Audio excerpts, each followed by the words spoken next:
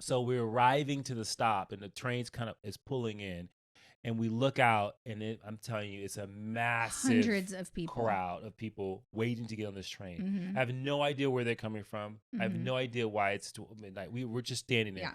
And so I'm thinking, oh, wow, that's a lot of people. I'm not thinking this is going to be a problem. Yeah. Right? I'm not thinking that at all. Right. I'm thinking soon as those doors open, just like everywhere in the universe, You just get off and then they get on. the sea will part and people will allow you to get off. Mm-mm. Oh, no. That's not what happened.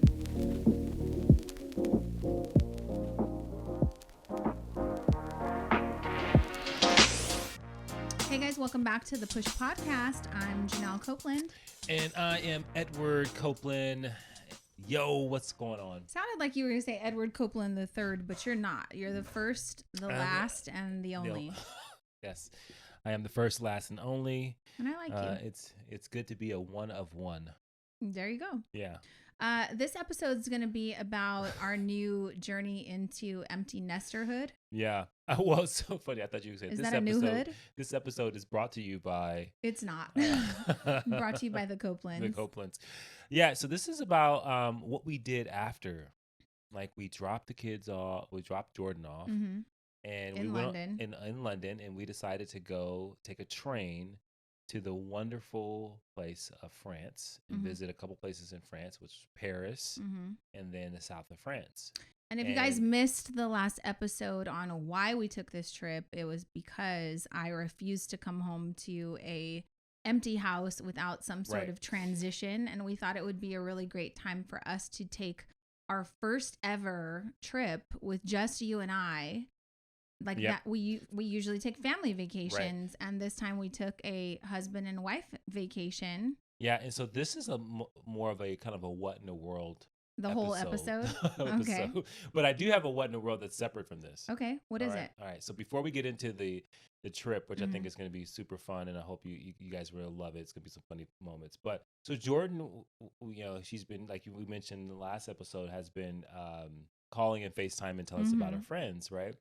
And so this concept. Don't talk about her friends right now. No, this concept of what type of house did you grow up in? Were you a juice house, a soda house, or a water house? And what this means, if you're not following me, is like you raised your kid, or when you were a kid, you were raised. When you opened the refrigerator, was there juice in the refrigerator?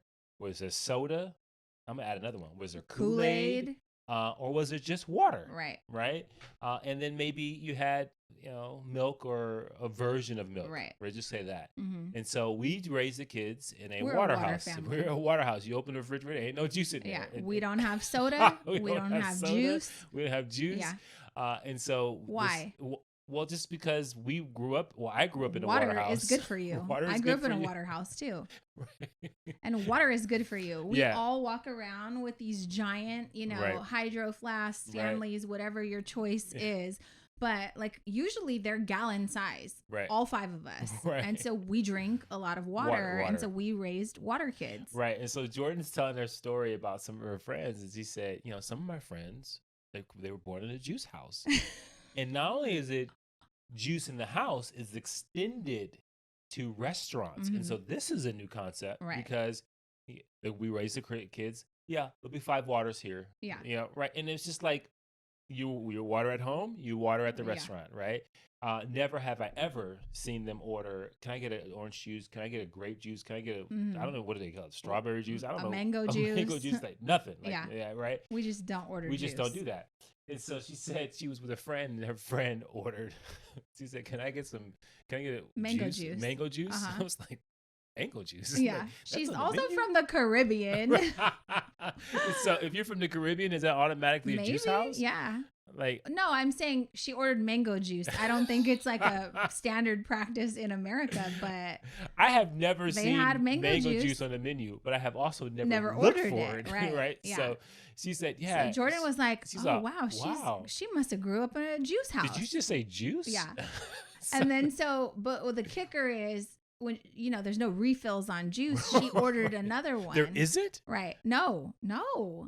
So wait, she ordered, so that's like a $4 juice, right? So then Jordan said when the waiter came back that she was like, "Can I get 2 more mango juices?" And so Jordan was like, "Oh, I think she's going to treat me." And she said, "Nope." She just wanted to make sure she had like 2 refills of the mango juice. And the funny thing was, like, all of us on FaceTime, our Copeland family, we were like, immediate pimple. Like, right. immediately, that's too much sugar, right? Like, there's no way we could handle, our bodies are not built for that, right? So it's super funny. But yeah, she grew up in a juice house. Yeah, there's also a TikTok trend that's like, what kind of family did you come from? So like, were you and this is like when you're out at a restaurant. So are you a drink, appetizer, dessert, like orderer, right? Or did you come from a water, no dessert family? Right. And so, like, that's so funny because now when the girls are like describing someone, they're like, they came from a beverage family, like beverage, or what is it? Like, they got a beverage, beverage and entree family. Beverage and entree, or beverage and appetizer? Well, if the guy, orders appetizers, then he's a beverage, appetizer, entree family. He came from that, right? And they're like, yeah, we came from a water, entree family, right? And we were like, yeah, you get looked at sideways if you ordered a $4 Coca-Cola or something, right? Well, I think, and then later as they got older, we started introducing little appetizers. Well, we were water, appetizer, entree, right? Share a dessert family. Yeah, but the dessert was very rare. But I love dessert. Right. We just don't get it because you don't like sugar and you'll shame us. Yeah. Well, sometimes shame is a good thing. Yeah, I protect you guys from a lot. Oh my God. So it's interesting. I want to know, to our listeners, like, were you a water entree family when you ate out, or were you a beverage, appetizer, entree, dessert, like from one of those households? Right. That's funny. Yeah. So this is funny. How we categorize people these days. Yeah, exactly. And it doesn't necessarily mean your economics, standing in life. It just means it did. It sometimes does. Yeah. But I'm just saying, like, sometimes you just kind of go, like, even now we really just don't get. I'm like, hey, can I get a juice, right? Can I get some apple juice with my dinner? But we get cocktails. So now, we get cocktails. When it's just the two of us and we're in our 40s and we have money, we're like, okay, we'll get a cocktail, appetizer, entree, possibly dessert. Right. That's a lot. Hey. There's only 2 of us. Especially when you don't have to, spend money for 5. Oh, God. Good Things Lord. Things have changed, yeah. Okay, so we leave Jordan in London. We say goodbye to her. Lots of tears. I tried not to cry in front of her because I didn't want her to think, that we were sad to leave her and, oh, well, you should come back because your parents are going to miss you. So I kept telling her, I'm crying because I'm going to miss you, but you're in the perfect place. Right. And we're so excited for this, right? So the first thing that was funny is that we're saying goodbye at the corner, right? Like, all of a sudden we have to leave. And right? the Uber driver is there. Uber driver's there, right? So the Uber driver is watching us say goodbye, and he's helping us put the bags in. And we get in the car, and the guy crying. He looks at you and he says, "Don't worry, you'll see your sister again." Yeah. I was like, okay, thanks, but that's my daughter, and I'm leaving her in another country, and I need to cry. Oh, God. And so he handed me a box of tissues, and then we just cried. Yeah. And we were leaving. You said for some reason we had to leave. We had to leave because we were catching a train. I know, but I'm just saying, I feel like it just came really quick. Oh, my gosh. So we say goodbye, get in the Uber, we go to the train station. The train station was a nightmare, right? Oh, yeah. Yeah. So we get to the train station and, we're excited. We run through there and we get through the line and we get to the staging area. I don't know. But it's equivalent to, if you haven't been in a train station, it's equivalent to the terminal at an airport, right? So you're in the terminal. But the difference is you don't know what your gate is until 15 minutes before departure. Departure. And so everybody's standing in anticipation of where they're going to run. Mind you, this is a crowded place, right? And so, obviously you have multiple cars. That's what they call train cars, right? So you don't know where you're going to be. So we're standing there and I'm like, it's going to be a full-on sprint because in Europe, people are like, when it comes to lines and like getting off planes, there's some type of like anxiety or rush to get to be off the plane first to get to. And so like we have to like keep up with that or we're going to be in trouble. Right. So we did get in trouble one time. Right. We did. Yeah. And so we stand there and all of a sudden the screen blinks and it says, Gate 18. gate let's say. 18, right? And so we're like, oh shoot, we have to go through this door. And so it's a mad sprint with our bags and everything to get to this gate and get there. And everything worked out. We got on a train. Time out. Time out. In London, it's an English-speaking country, right? When you're crossing the street, though, if you're coming from America, look the other way because the cars are coming from the other 100%. way and driving on the other side. When they're gonna fix that. They need to fix that. Oh my God, you're so silly. So we take this train from London to Paris, and as soon as we land in France, everything is not in English anymore. Right. It's now in French. And so that was like, oh, everything's changed. They no longer speak English. Signs are no longer in English. And now, like, you had a terminal or a gate you were going to, you could read all that in London. You cannot read that now in France. So, and so we get to France, and well, specifically we get to Paris, and we get off the train, and we're like, oh, look at this, we're in Paris. You start pulling your camera out and all that kind of stuff, and then like we're like, shoot, we got to find a Uber or a taxi, right? So we elected to just get a taxi. It's much easier. We just get into this guy's taxi, and all of a sudden, this fucking guy starts driving like he is in Fast Furious, 11. Yeah. And he is like in and out of traffic. And I'm like, what is going on? Well, he doesn't speak any English. I'm like, why is he driving like this? And I'll just say, like, it was kind of a shock because no one speaks English. Right. Like, for the most part, like, they are speaking French and they're expecting you to speak French too. So even as simple as like, where are you going? He's asking you in French. And so you don't know how to say the name of the hotel. Blah, blah, blah, blah, blah, blah. And so there's a lot of like showing someone the phone. And so he looks at it and then he mumbles something in French. And then we start driving like ferociously. And I'm like, whoa. And at one point you pulled out your phone to start like filming. And I was like, oh God, don't do that. Like, I wanted to film because no one would ever believe it was pretty that bad. He was driving like a madman. Yeah. Now we've been in, cabs in New York, like many different congested areas. And if you think they're bad in New York, you should go to France. Well, in New York, we had that one situation where a guy stuck his head out of the friggin' sunroof and cussed out. And I was like, oh, we're going to get shot. That worked out fine. So this was going to work out fine too. Perfectly fine. Yeah. And he got back in the car and started Finishing talking his all story. regular. So over here, you got the Empire State Building. I was like, whoa. Well, you just got in an altercation. Do you need to breathe for a second, bro? You just can't be coming back and forth like that. But,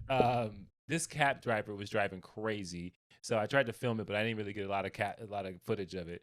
But I mean, he was riding up against people on bikes and like pedestrians, and I was just like, and they didn't seem fazed. No. So now I was thinking, oh, it's us. We're the problem. Yeah, we are the ones that think that this is odd. Everyone's like, he's moving through traffic as he should. Well, it's overly populated and super like dense in a very small area. Like Paris is not that big compared to, I think, like a New York where you've got thousands of people living on top of each other, but there's enough, like you get on a subway and ride it for 30 minutes. Like it doesn't seem like Paris is that big, right? Yeah. Well, he was driving crazy. He was driving so crazy that when I got out of the car, I said, I have to look at this car. Like, I need to look. Are there dents? It's got to be dents around it. So I literally started looking around like, there's got to be like you dents. Thought you were an Avis worker checking him back in? I was like, there's no way he has not gotten to a fender bender the way he was driving. Yeah. Right? So did he have dents?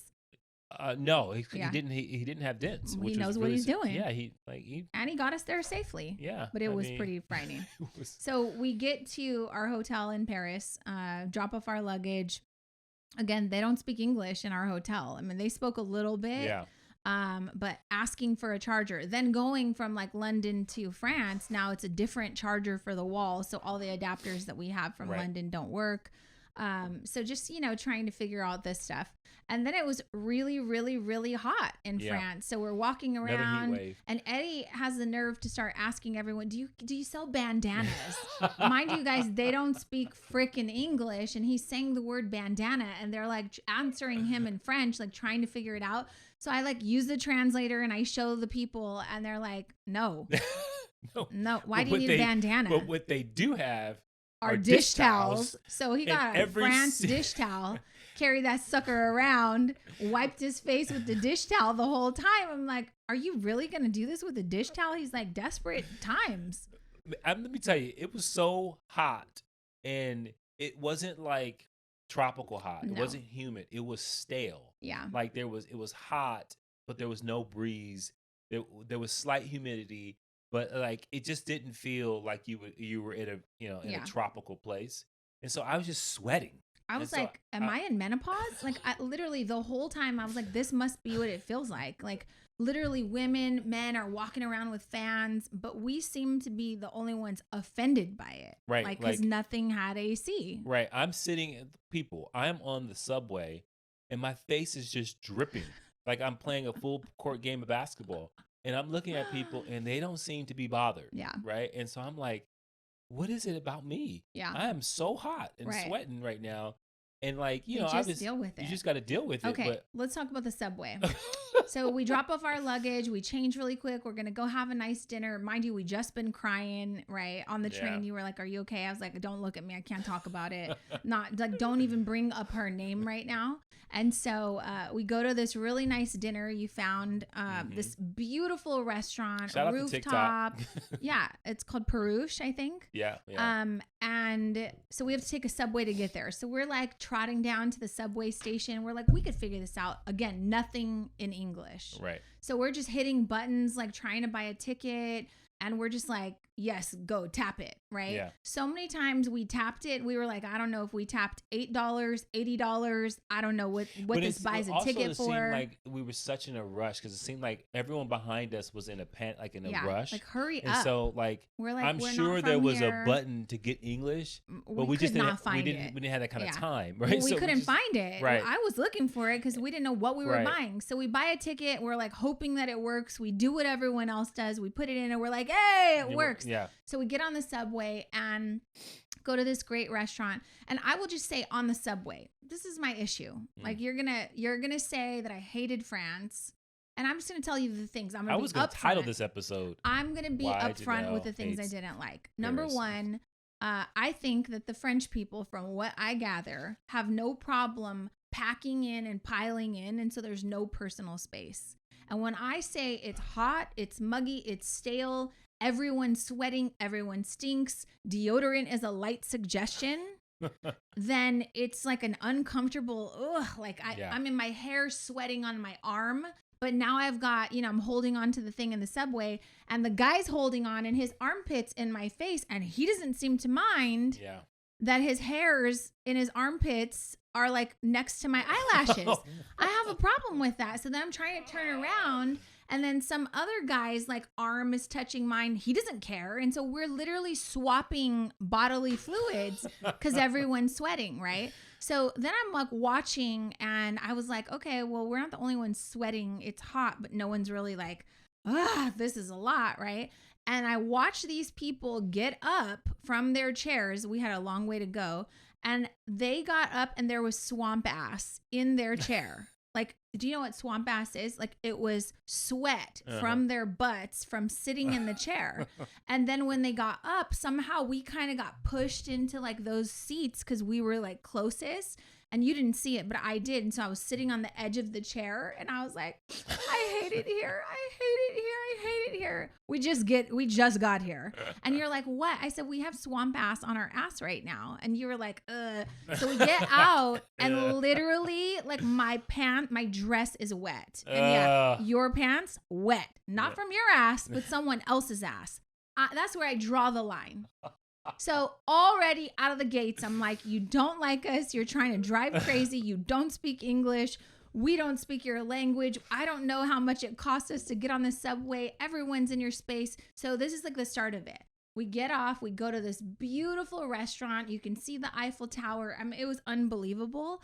And everyone, you guys, is smoking. Mm-hmm. Everyone in the restaurant, except the Copelands, smoking cigarettes while having dinner and cocktails. Like, you're eating a steak that costs $100 with a cigarette. Right. Just chain smoking all night long. And let me just give some context. For people listening to the podcast, we are in California. We're from California. California. We are born and raised in California. So I think probably maybe 10% of Californians smoke. I don't know. 10? Probably less than that. I don't know.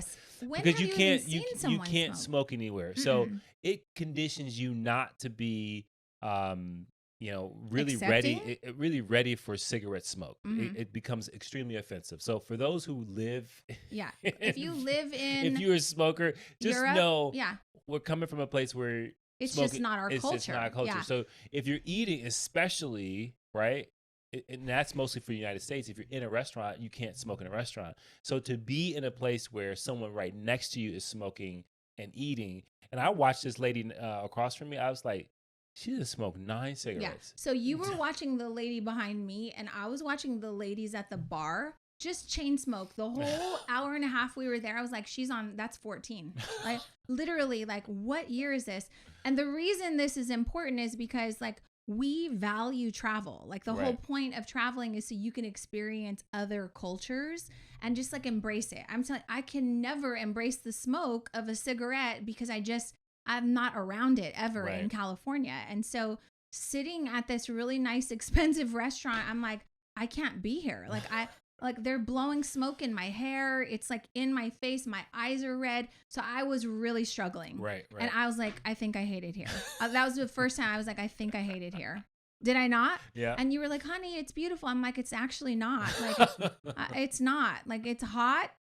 Everyone is sweating and it's smoky. And look at my eyes. And I like wanted to cry. And it was just a lot. And then I'm going to say this, like, maybe someone from the UK can explain to me why. You mean in Europe? In Europe. Yeah. Why all of the toilets, okay, it's one thing, I get it. California, we care about everything. You can't smoke, you can't do this, but we have toilet seat covers, right? Yep, So yep. I get it. I'm fine. Lots of states. Texas doesn't have toilet seat covers, whatever. But not only do you not have a toilet seat cover, like a paper, they don't have toilet seats. Right.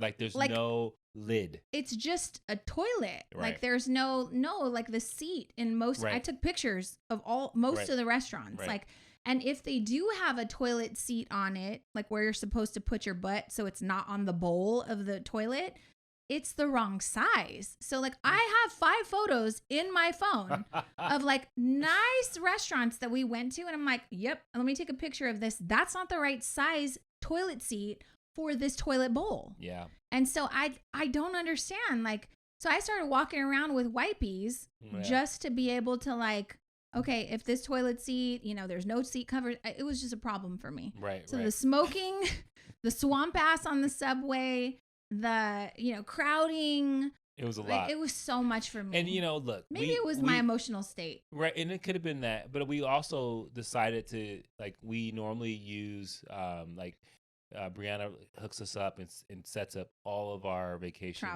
travel, and so because in the state in which we were in, we just didn't have that time period to do that, right? Like She was on a sabbatical. So yeah, so what we ended up having to do is I had to plan some of the stuff, and I tried to make it really cool, but we also did more things that we wanted to just see the city, so we wanted to get on the subways. We didn't want to Uber everywhere, right? Yeah. And so we subjected ourselves to some of that. But so we had this. So I'm going to continue. So we had this amazing. I thought it was an amazing dinner, even though it was smokers there, and it was interesting. Yeah. And so then we get to leave. Now it's about midnight.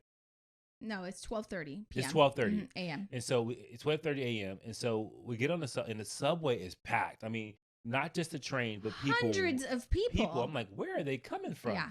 And so it's packed. It's literally the city that never sleeps. Right. Whatever y'all are doing in New York, it's not what they're doing in Paris. Right. So we get on the subway and there's characters out. People are making noise. People are kids are young people are out. And so it's just kind of lively in the subway. So we get on and we're standing near the door, right? Because there's nowhere to go. There's nowhere to sit. And so this guy gets on and he's drunk. He's already been playing music on his little speaker and hanging out with his friends super loud. And he just happens to get on the train with us. And so he looks like he's intoxicated of some sort. And he is just talking to me and in French. And he's not berating, but he's just he was.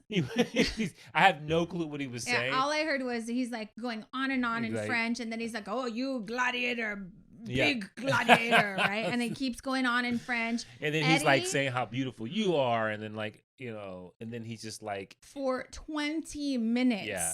you were And I listening to literally this was man. like looking, smiling, like, yeah, all I don't right. know And I was like anybody looking else. around, just seeing if anyone's reacting. Yeah. Because maybe he's saying some awful shit to me, and I should be like really responding in an appropriate way. You just But kept smiling. I'm just like, whatever. All right, I don't know what you're saying. You know, there was little points I was like, okay, I think you get a little too close to me. You know, I have no problem putting, my size, 11 and a half right in the middle of your chest. No problem doing that. So then, like, we get through that, and all of a sudden, we're like, oh, our stop's coming. Stop.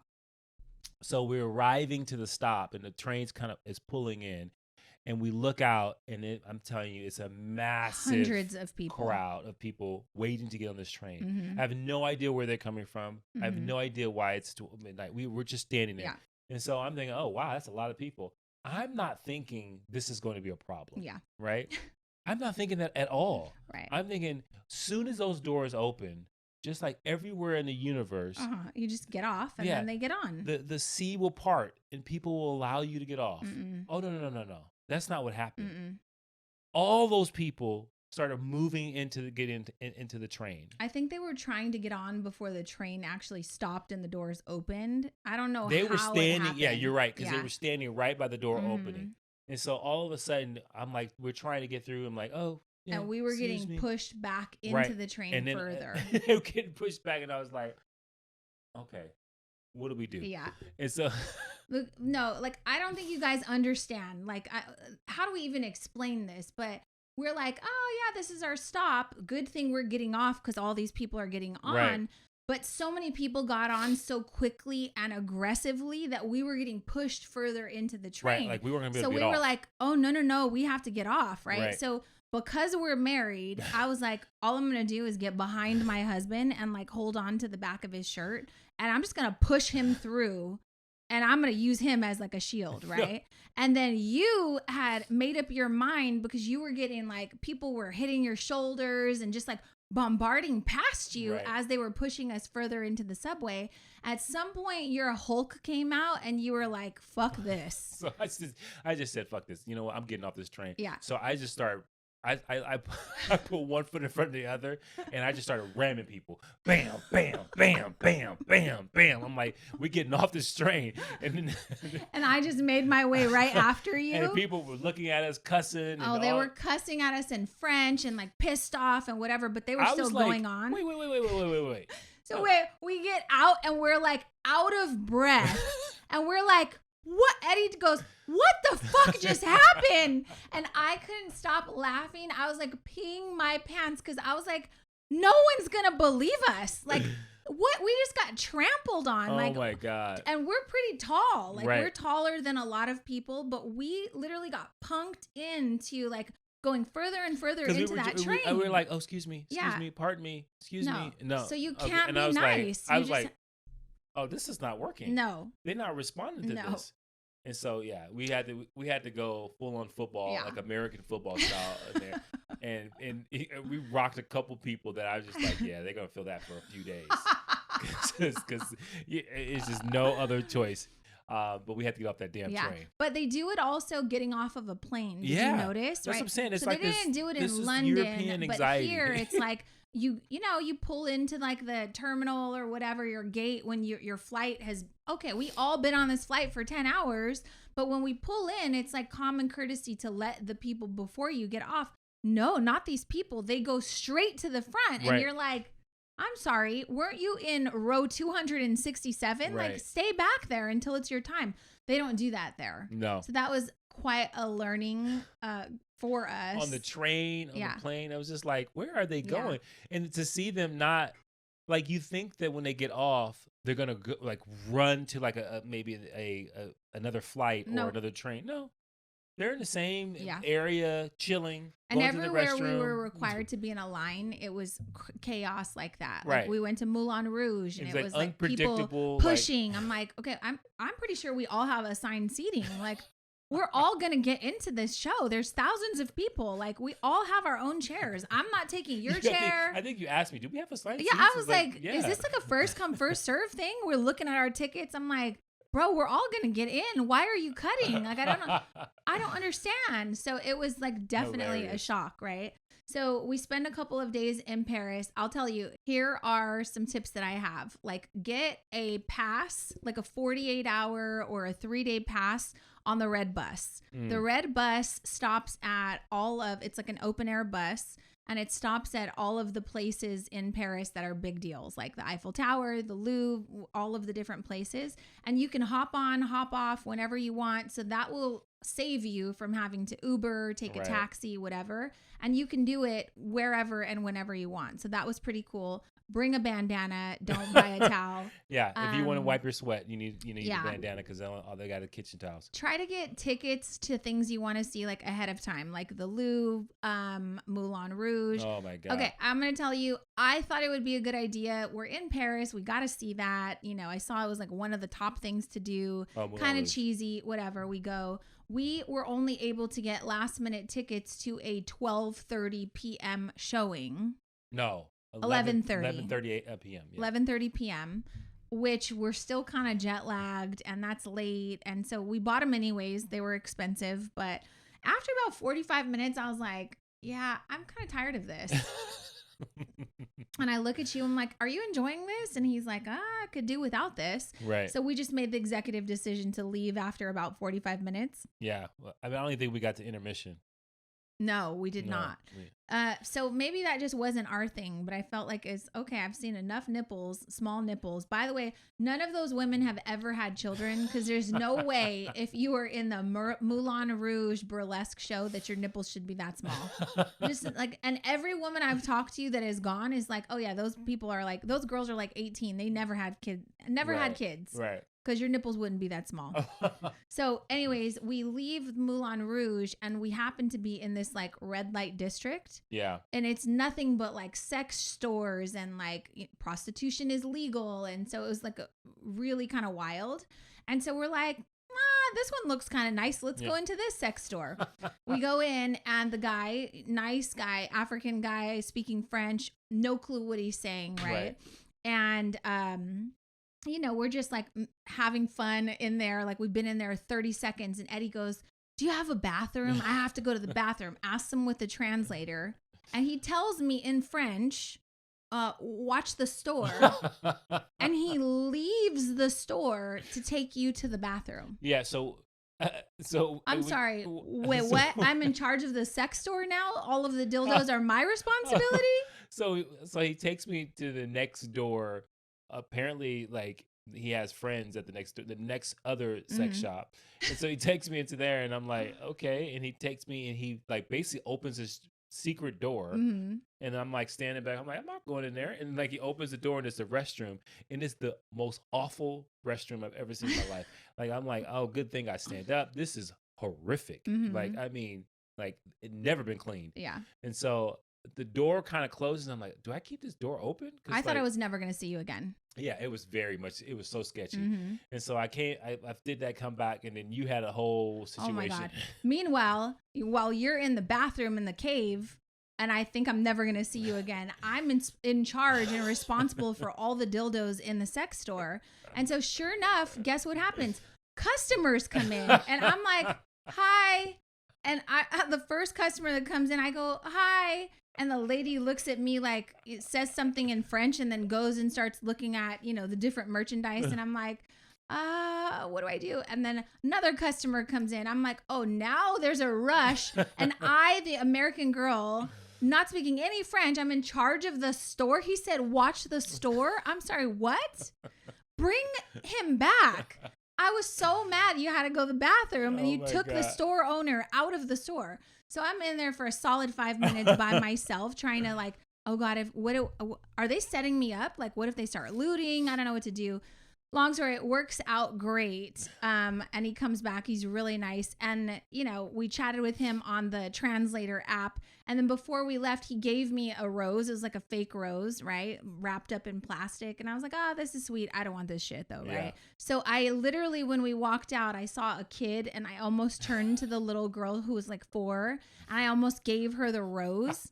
And I was like, I think she had a sister or something. I didn't have two. There was a reason I didn't give it to the little girl, because I didn't want it. Yeah. And this is a homeless little girl. Right. She wasn't homeless. Oh, she wasn't? No, but we did see a homeless baby. Oh, why is a so wait a 4-year-old second. at So we're midnight? standing at a light, and I've got the flower like down, and I look and realize the red rosebud had fallen out, and so I pick it up, and I'm like, oh my, it's thong panties. Thank God I didn't give this to the freaking 4-year-old, right? And so, yeah, so he gave me some free thong panty rose, whatever. Yeah. But And so, you've been wearing them ever since, right? Oh yeah. Okay. So we stay for a couple days in Paris. Like, what's your take on that? Oh, I have a what in the world. Okay.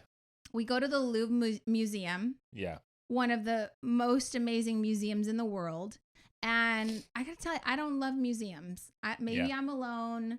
I want to see the stuff, but I want to walk very quickly through things. Like, give me Cliff Notes, like highlight version. I don't need to see everything. People, the Louvre is one of the largest. I would say the largest museum, one of the largest museums in the world. It has, I don't know, thousands of different pieces. And so I'm like, this is going to be amazing, right? And so we have a tour guide who is freaking a mess. Like, this poor girl. Oh my God. I'm like, I'm going to pray for you. She was a mess. I was like, she goes, you guys are from Los Angeles? Oh, and she was just like scatterbrained. Yeah. And she literally said, at one point, she said, we can't go over there because I don't know anything about that part of the museum. I'm like, what? Yeah. Okay, we can only go to the places you know about. She was a starving artist. When she found out that we had 2 kids studying art, acting in college, she was like, okay, can you help solve my life? Because I went to college for a painter. I've been in college for 32 years and my parents are cutting me off financially. And I was like, okay. So it turned out to be like a counseling therapy session for me, but you wanted to juice her for all the history, right? And she's like, oh, let me show you this painting my uncle made, right? And so the people that were with, the couple were with, beautiful couple. Yeah, they were like, yeah, I don't give a fuck about your uncle. Like, they were like, the husband and I were like, yeah, we don't care about this stuff. Like, she needs to speed it up. So, 2 hours in, I asked you, how long is this? Why? Because I didn't eat before we went. And now it's like past 2 hours. If we let her, she would have been there with us for 8 hours. And I did not want that. So at some point I turned to you and I said, are you done? And when your wife turns to you and says, are you done? You're done. It's not like you're going to say, I was like, no, I'm not done. I want to see all this stuff. I don't care about this stuff. Mind I'm you, hungry. We only went through one wing That's because she was showing you her paintings of her uncle. If you would have been like, hey, I want to see as much as I can. This is the museum that has the Mona Lisa, so she goes, well, you got to see the Mona Lisa before you go. I was like, okay, sure, whatever. So we go in the room and she's like, I'm going to get you guys to the front. I was like, I'm good. Go ahead. I literally stayed in the back of the room. I was like, oh, he'll get a picture from me. She goes, no, come. I'm like, nah, I don't want to fight that crowd. It's okay. It's like hot, sweaty. Yeah. And you were like, do you not want to see the Mona? I'm like, take a picture. I'll see the picture. I'm good. By the way, the only reason the Mona Lisa is famous is because it got stolen. Right. But there's way better art in that museum. Well, who knows? I didn't see it. I just only saw So if you're into history, you want to go back to Paris with Eddie, let me know because the museum, I just couldn't do it on an empty stomach for another 2 hours.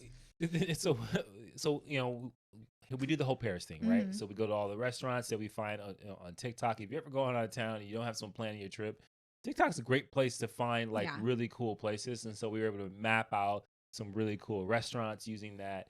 So I was really happy with that. And then we went to a couple places that were just kind of like you never think that you would go to a restaurant that doesn't have a menu. So we went to one place that literally we sat down and they only serve steak and fries, what they call steak and frites. Steak frites. Mm-hmm.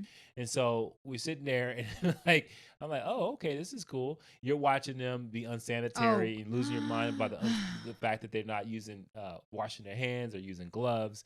But all in all, I liked Paris. Yeah. Well, let me tell you, that restaurant, I was watching the preparation table where they were cutting the bread, putting ice into, by the way, they only give you 3 cubes of ice, but she did it with her hands. And then I watched her, she was going like this with her hair, wiping sweat off her face, grabbing ice, putting it in the containers. And I was having a bit of an attack, sitting there watching her cut the bread, touch her face again. At one point, she grabbed some ice after touching her hair. She grabbed an ice cube, put it in her mouth, put it all over her lips, put it on her face, and then went back to giving somebody else ice. And I was like, oh my God, where is the health inspector? I don't want any of this. I don't want your ice cubes. I don't want your bread. I don't get freaked out by stuff like that. Right. I've found many a hairs in my food, and I'm like, whatever. It's not that big of a deal. I found a ladybug in my salad one time. I was like, okay, I'm not freaked out. Just bring me another salad. Right. But I don't get grossed out by stuff like that. But watching it in front of me, it was blatant. I was like, there are no cares in this country. Like, it's just anything goes. Right. So wasn't a fan of that. She wasn't a fan. I think we may have to do a do-over, because I think that you missed out on, like, I think it was too hot. I think that maybe the emotional state of mind. Yeah. But all in all, I thought this is a typical, ancient city, but also trying to be modern, but also has like parts that are pretty dirty, right? You got a lot of homeless, lots of graffiti, all that kind of stuff, but they have beautiful buildings at the same time, wonderful restaurants. I thought it was great. Yeah.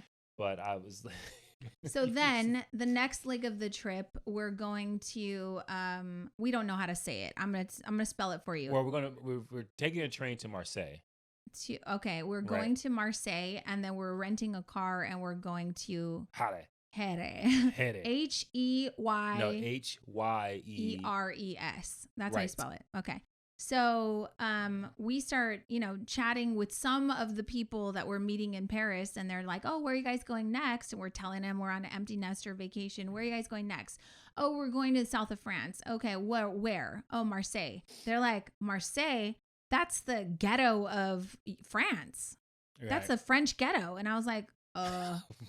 What? Well, I did tell you that I saw a couple of TikToks that were a little bit sketchy, but you still proceeded to like book it there. Right. So literally at least 5 people were like, that's the French ghetto. Why are you going there? So now I'm a little bit like, okay, it gets worse than this. Like, I didn't think Paris, I thought I had different expectations for Paris. Right. And it just so happens that on TikTok, there's lots of people trashing Paris. Like, it just depends how you do Paris. It depends how you do it, where you're staying, what you're doing, how you're, like, if you're taking the subway, like, so, we have friends that sent us to some really nice restaurants that stay in some high-end places. They love Paris. And she literally, when I was telling her, she was like, I guess I've just never seen Paris the way that you've seen it. Like, we've never done any of these things. She goes, come to think of it, I don't even go outside of like where we stay. I'm like, okay, well, that's the problem. Like, I'm seeing all of Paris and you're just seeing like the one little place. Right. And so, so anyways, now we're going to the French ghetto.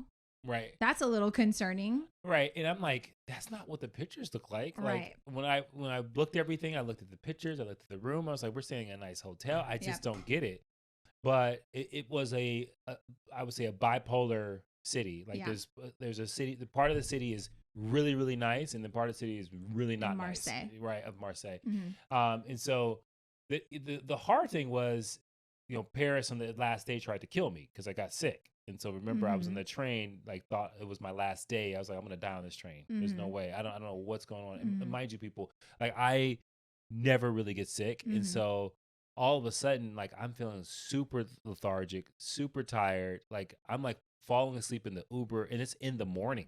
Like we just woke up, and I've been poisoned, and I don't know who has poisoned me. I don't know if it was the breakfast at the hotel that you ate that I did not. I'm convinced it was the eggs. You're convinced. I don't know.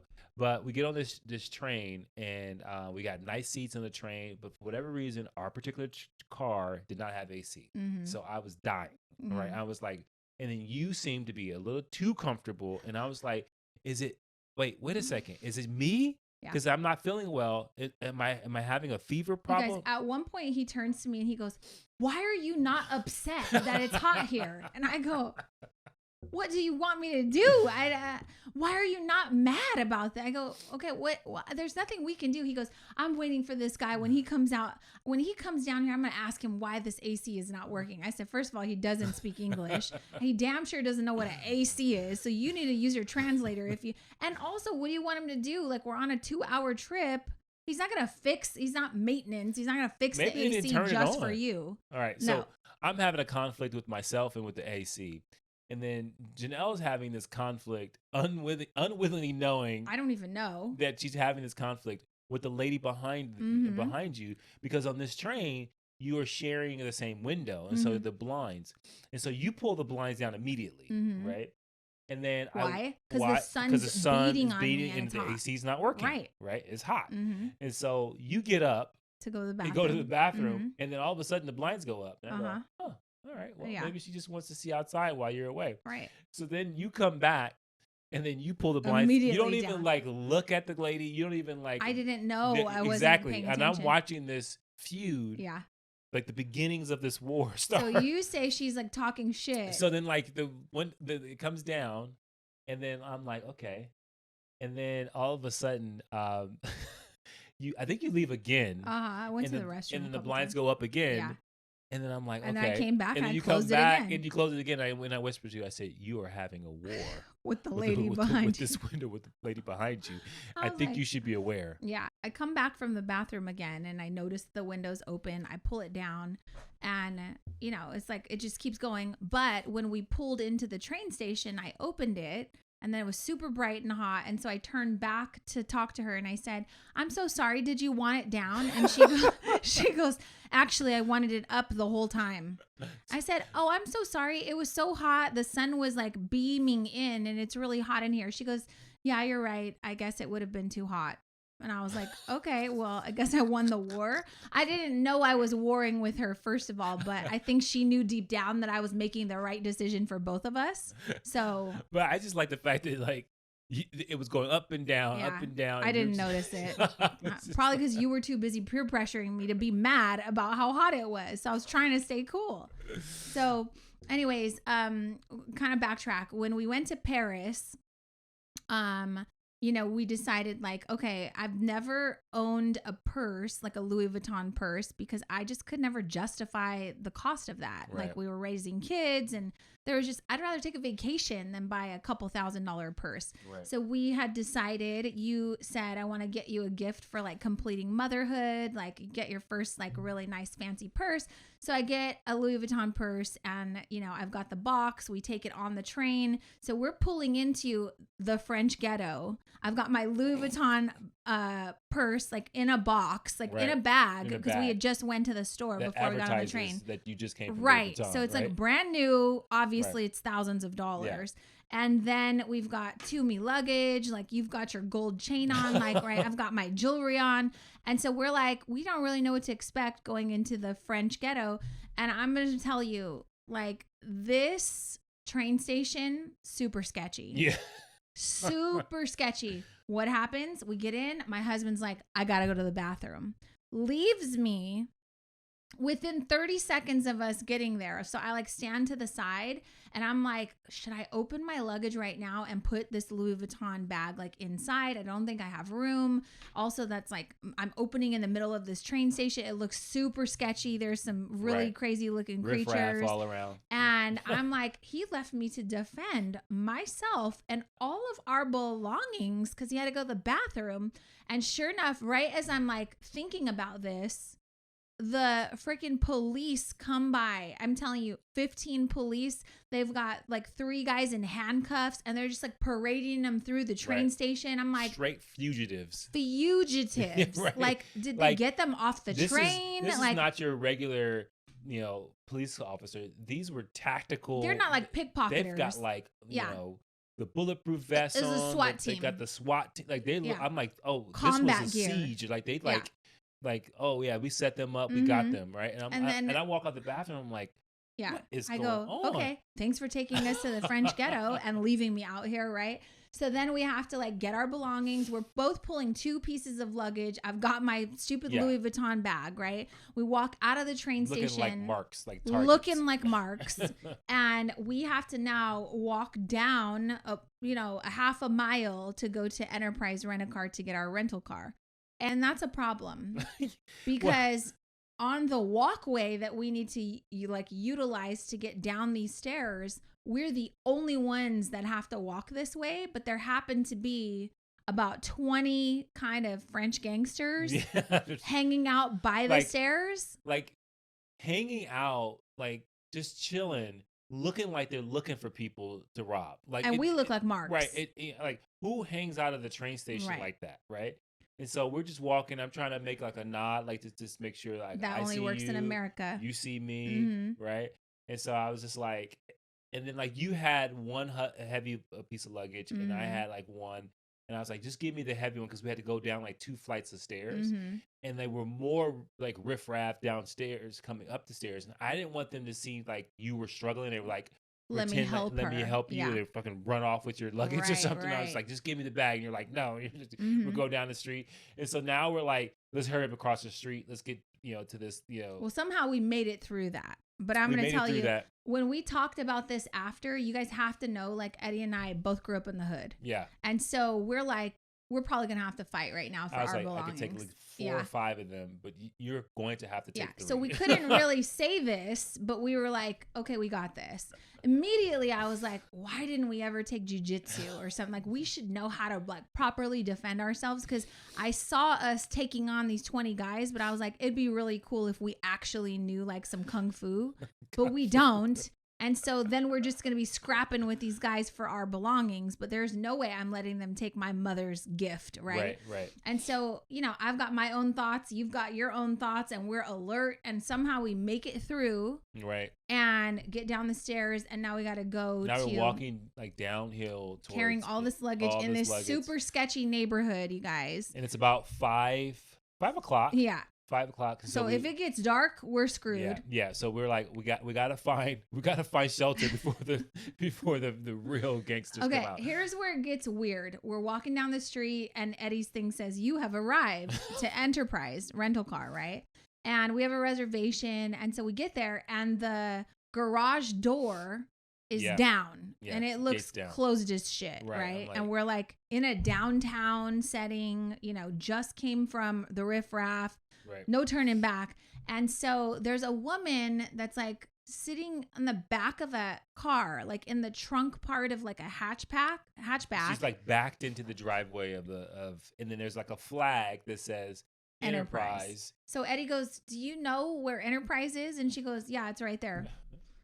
And we're like, "Okay, well, how do we get in?" She said, yeah. She goes, "I'm Enterprise." I'm Enterprise. I was like, "Oh." You're sitting in the back of a car. I'm like, okay, well, my name is Mr. Copeland. I have a reservation. Can you help us? She pulls up her iPad. She goes, "You're late." And he goes, "Okay, I have a reservation." She said, "Your reservation was at 11. We don't have a car for you. We only hold it for 2 hours." Mind you, in kind of an accent, right. Like you can tell. She says, in France, we only hold it for 2 hours. I was like, oh. Yeah. So, like what? So he goes, "Okay, well, we need a car." She goes, "The gate's broken." And we're like, "I'm sorry, what?" She goes, "The gate. That's why I'm sitting out here." I'm like, "Okay, this is not, you're like my nail lady right now." Right. What? And she goes, "The gate's broken. We're waiting for them to come." And I was like, "Okay, is this something that happens all the time?" Like, She goes, "The cars are in there. I don't have a car to give you. We gave your car away." I'm like, "Okay, so which is it? Like, the car's locked in there. You gave it away." And we were like, "Okay, well, where should we get a car from?" And she goes, "Go back to the train station." And like, maybe we were like, "Yeah, we can't walk back over there. We can't go that way."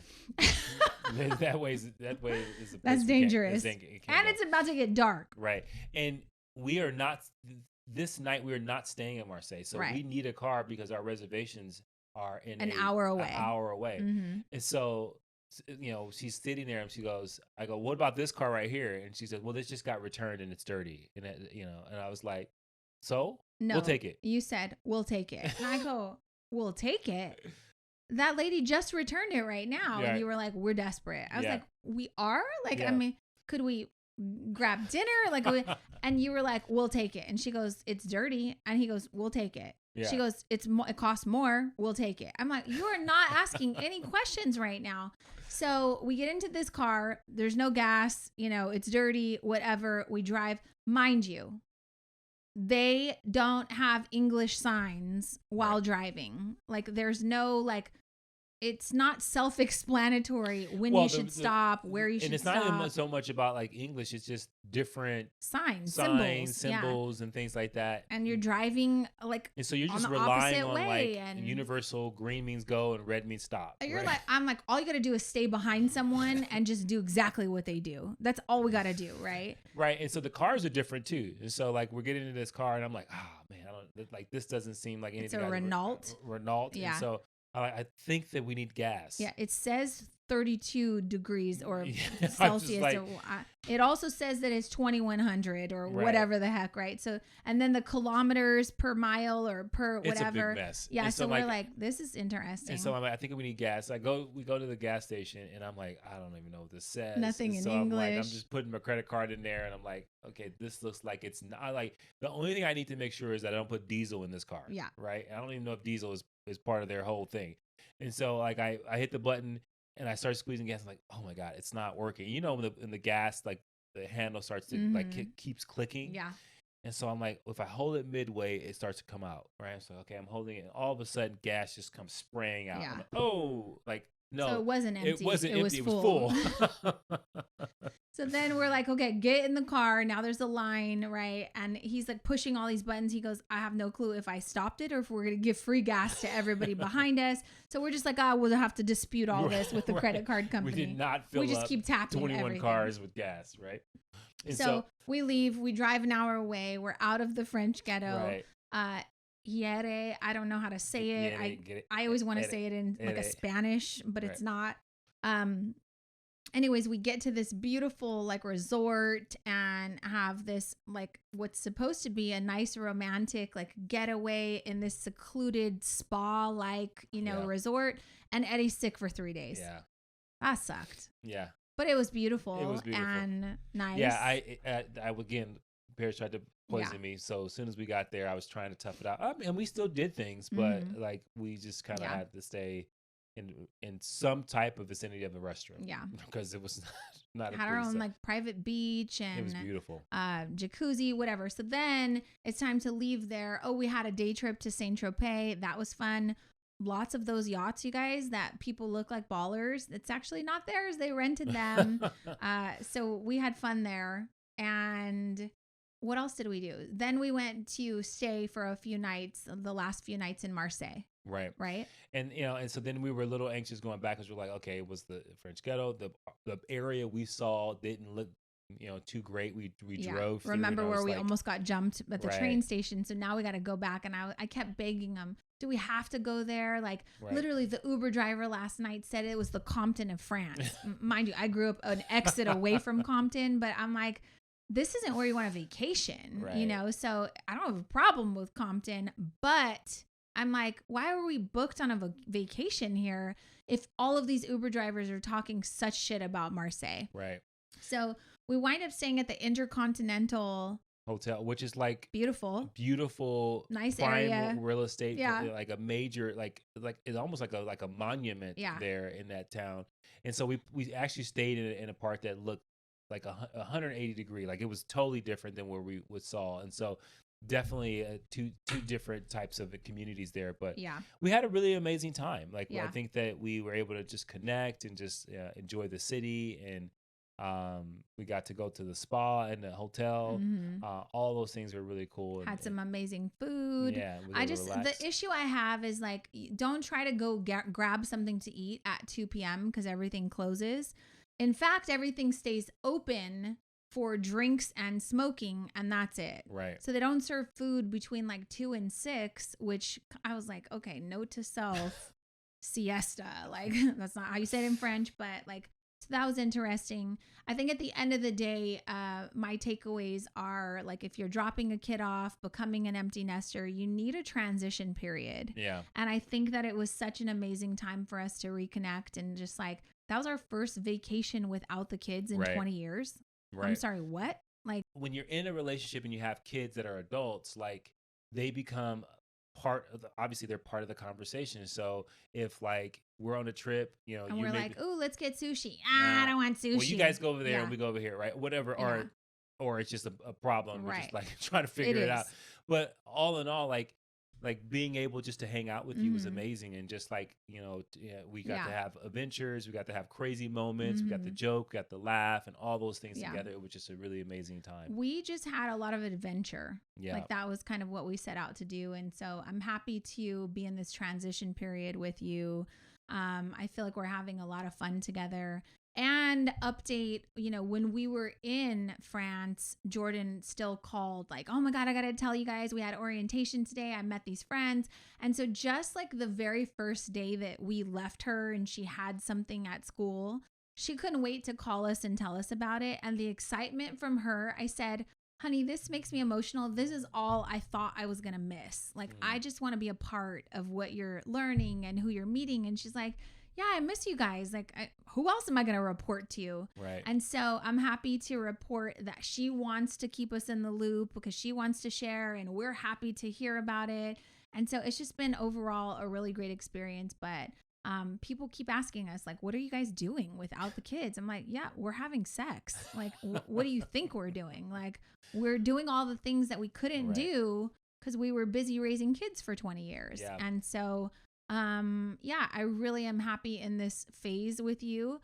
And I know that not everybody has this great relationship with their spouse. Maybe you are in a situation where you put your kids first and now you're having a tough time kind of reconnecting. And I'll just say, like, figure out then how to create the space for you to be able to reconnect. Yeah. Or if your kids are younger, 5, 7 years old, remember what we're telling you right now. You're gonna come to a point where it's just you two. Yeah. And so I wish someone would have like stressed that to us so we could have made it more of a priority to leave the kids at home and go do date nights. And that was a big one because I think that we see different versions of it, to your point, where people forget that and they get into these relations, they get married, they have kids, and then they don't put their relationship first. And that may be a hard thing for people to take because they think, no, the kids come first. Well, the kids will leave. Yeah. Right. But the kids are also a product of what you create in that relationship. Right. And so I think that if I was to do it over again, there would be a different intentionality to like our connection because the better we're connecting, the better we enjoy each other, the better we're going to parent. Yeah. Right. The better the example we're setting for the kids. And I think we set a pretty good example, but I just think that for some people, like that's something they're not thinking about. Yeah. We should have connected more. But then it's harder when your kids get older because you're also like, oh, they're going to leave soon and we want to spend time with them, right? But I do think that we should have made it a priority. It also would have been good role models of us to say, you stay here and mom and dad are going to go be mom and dad. Right. And so now that the girls are getting older, I'm having conversations with them. Like, as you think about having a family with your spouse, like, remember that it started with you two. Yeah. And you can't make your whole life about your kids. They can't be the only reason for your existence because at some point they're going to want to exist for themselves and it's going to break your heart, and it shouldn't. Right. Because that's really what you're supposed to be looking forward to. You get back to the relationship that you forgot what started it. You forgot how to nurture it. Right. Yeah. And I think we're going to talk about it in another episode, but I think it's also like, how do you stay attracted to someone? Attractive and attractive, right? And so I think that is something that's everyone's responsibility within a relationship. Yeah, we'll talk about that. That's a great episode. But I'm happy to be here in this home with you as a new empty nester, and we're having a blast. So let us know what your guys' thoughts are. Have you been to Paris? Have you been to France? Did you stay in Marseille? Do you think it's the French ghetto? We wound up having an amazing time, and I don't know, everyone's definition of a ghetto is different, though. Right. So we were like worried, but after the 5th person told us, I was like, yeah, maybe we shouldn't be staying here. So anyways, let us know what your guys' thoughts are. Hopefully this was entertaining. Hopefully you got something out of it. We'll see you guys in the next episode. Push through. Thank you for listening to the Push Podcast. Hey, we want to hear from you. So if you have a question or there's a particular topic that you want us to tackle and you want us to help you push through, you got to do something for us. You got to go to Apple Podcasts and you got to leave a rating and a review. And in that review, go ahead and leave that question with your Instagram handle so that we can shout you out when we actually answer the question. And we'll talk about that on the podcast and make sure that, hey, this particular podcast is made for you. So leave a rating, leave a review, leave your handle, and until next time, push through.